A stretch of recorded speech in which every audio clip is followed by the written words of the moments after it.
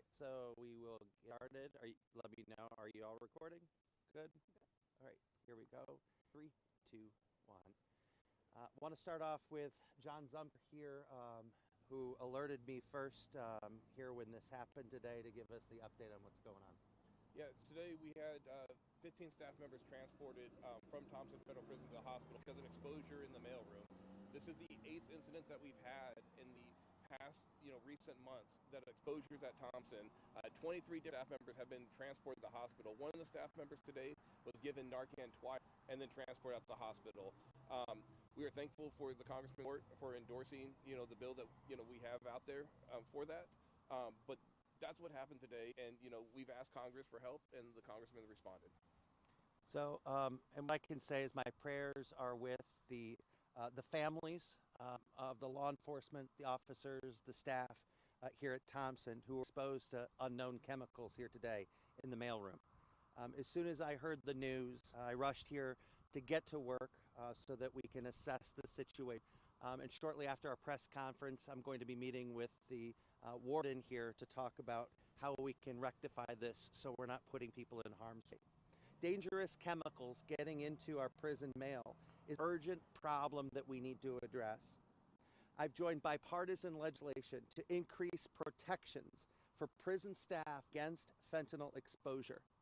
Drug overdoses in federal prisons have increased 600% in recent years, largely due to fentanyl being smuggled in the mail. The bill in Congress requires the Bureau of Prisons to create a plan to transition to digital mail scanning, which would have prevented what happened here today.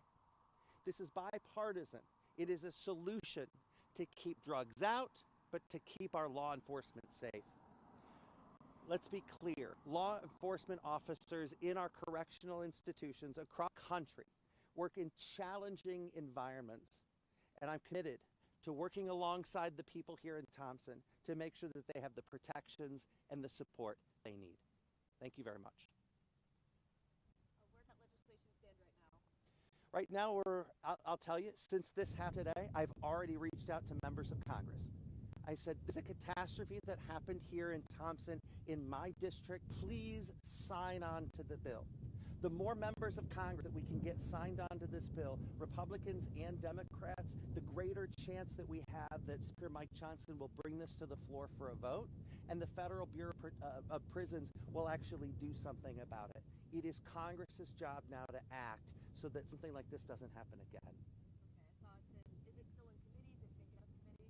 I'm not sure if it made it out of committee yet, but it's something as soon as we get back from our district work period, we're going to make sure that we do that. What can Congress do right now to keep staff safe? Look, we have an epidemic in this country with fentanyl, and we don't know today whether this was fentanyl.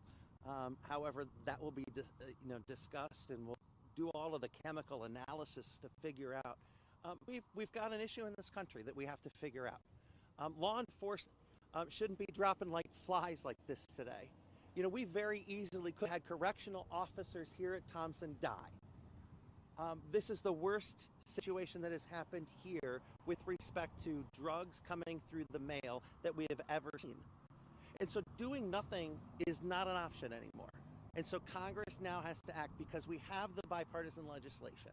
And so now let's do what we need to do to keep people safe. You can't just say that you're pro-police and you're pro-law enforcement. You have to do something to show your work. This is legislation that we're going to work on now to make sure we get it across the finish line so that we don't have a problem like this in the future. Have you had any communication with those families, with the hospitals? Are you able to tell us at all how those workers are doing right now? Right, and John may know a little bit more up to date.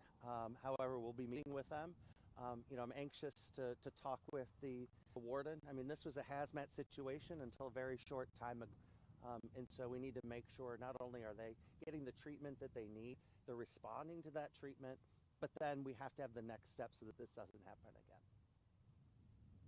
And then on that, we had 3 staff members released so far out of the 15. A couple had to get transported to different hospitals just because the hospital they were at capacity.